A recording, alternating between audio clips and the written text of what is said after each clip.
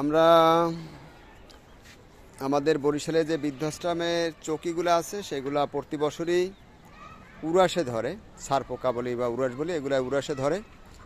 আমরা রৌদে এবছর দিচ্ছি, প্রতি বছরই রৌদে দেই।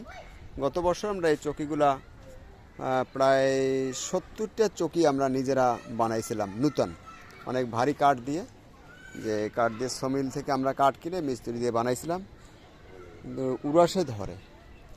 আমরা প্রতি বছরই ঔষধ দেই। ঔষধ দিলে বৃদ্ধদের জন্য একটু রিস্ক থাকে, বয়স্ক মানুষ অসুস্থ হয়ে যাওয়ার সম্ভাবনা থাকে। তাই এবছর ঔষধ না দিয়ে আমরা রৌদে দিলাম।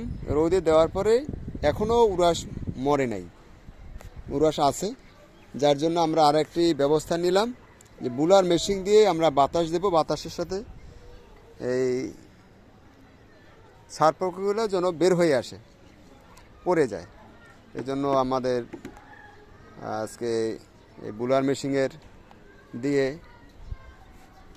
সার পোকা মারার চেষ্টা।